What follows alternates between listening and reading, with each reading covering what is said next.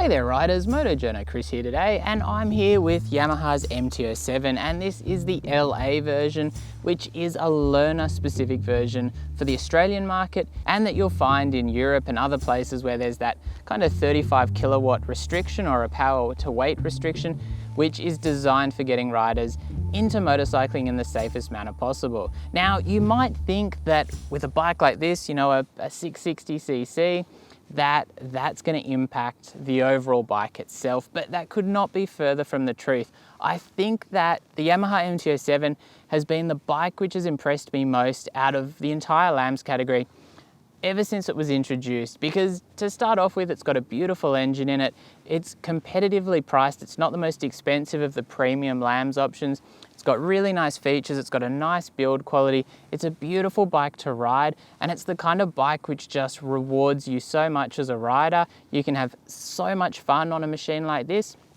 and you can really push quite hard on this kind of machine as well without needing huge amounts of power. You can get into plenty of trouble on something like this, but for a new rider who's getting into riding, it's going to be a slightly harder or a slightly more challenging beginner machine for the first, very early steps as you're just learning all of the basics, simply because you've got a bit more power, it's quite torquey down low, it's got a nice bit of punch. However, it is going to be an absolutely rewarding machine in the long term.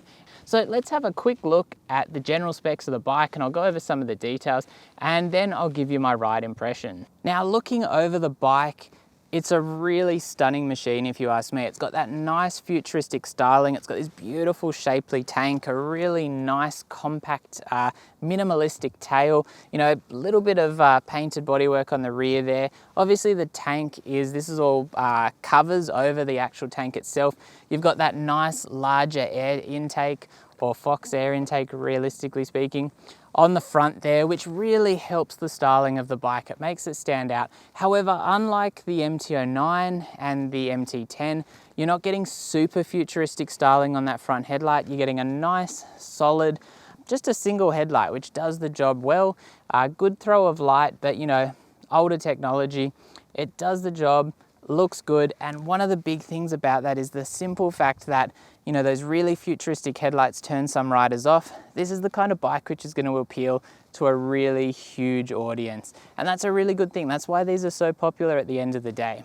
As far as the specifications of the bike, it's an 805mm seat height. So obviously if you're looking at some of the other options that are available, you will find that there are slightly lower seat heights, maybe by like 25, 35mm at the most, so it's not far off. It's nice and narrow between the legs, of course, which is a really important feature, because that means you can get your feet down to the ground quite easily, even if the seat's a little bit higher. The width really comes into that seat height, and they've kept it nice and narrow, so it's a very inviting bike to sit on for riders.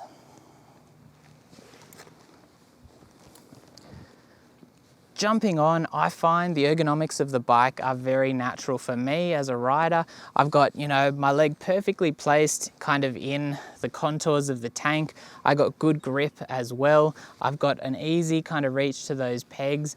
Everything just falls to hand. It feels really natural. It's a really nicely designed bike. Obviously, for me personally, I'm 180 centimeters and it just absolutely works. Also, you've got a very easy reach to the ground. I'm just in normal boots. These have only got a very small sole on them. Very easy to reach the ground. Both feet flat. I'm on a bit of an incline here, so that is having a little bit of an impact, but I've still got both feet absolutely flat to the ground. Makes it a very good bike for anyone to jump on, even if you're a little bit on the shorter side. So on the front end, we've got non-adjustable forks. It's nothing too fancy there. Keeping in mind, this is a bike built to a price. You've got a 17-inch front wheel, obviously colored to match the bike, a really nice kind of outstanding feature, nice attention to detail. Lightweight wheel. You've got dual disc brakes on the front. Those are 282mm rotors. You've got the Yamaha calipers here. Those are 4-piston calipers, dual opposed pistons on each side of the caliper there. Not a super duper brake solution, but a nice high quality brake solution that really does the job. without, being super outstanding, just a really solid choice. The forks, non-adjustable as I mentioned, so you're getting a basic suspension setup. This is a much sportier setup than on the original MT-07. They've firmed up the suspension, it's a bit stiffer, it's a bit sportier, it's still a really nice bike to ride, but they've definitely sharpened up the overall handling by updating the suspension on the newer models, and they've done a good job on that. There's not too much, again, of a compromise for the commuting side of things when you're on really bad roads, which we have so much of here in Australia. It's still a comfortable bike to ride in those conditions. You'll feel it a little bit more, but still nice and compliant, you know, a nice cruising kind of machine in that regard as well. But the overall sportiness factor of that suspension has been taken up a notch. Now on the rear, again, you're getting that beautiful color matched wheel. Again, that's an outstanding feature. You've got a single disc brake, of course, with that single piston caliper there. It's a really nice setup. There's good power, good bite. You've got a lot of control from that rear brake. Really well balanced system between the front and the rear. You've got that nice kind of banana style swing arm, you know. That's something we're seeing a lot more common on bikes these days. You're not just getting the old box section swing arm, you're getting a nice shapely swing arm. Obviously this has got axle protectors and the acro exhaust on it, which is a step up from what you're getting standard, but you know, a bit of an idea of what you can get. The rear shock, you're getting rebound adjustability on this now. It's a really well set up machine. I would say the shock is probably a little bit weaker than the front end. When you get over the really rough stuff, you'll find that the basic shock on the rear does struggle at times with the really uneven ground, but for the price point for the bike, and you know, when you consider the speeds you're starting to go at for that kind of thing to start to become a problem, it's really not a criticism of the bike. It's just a simple matter of, you know, you're not buying a $20,000 bike with one of these with Öhlins suspension, you're buying a basic suspension setup, and it does the job really, really well within reasonable parameters. I'm 70 kilos, so obviously I'm probably within kind of the weight range they intended for this bike, so that's a benefit for me. If you're way outside that, you might have a different experience, but I tend to think that the suspension setup on this is really, really good. Now, when it comes to the MT-07 power plant, I reckon this is one of the standouts in the category. It's a 270-degree cross-plane parallel twin. The feeling of traction and the way it delivers power is really second to none. It's absolutely amazing. It just makes it such a pleasure to ride. You don't need crazy amounts of power.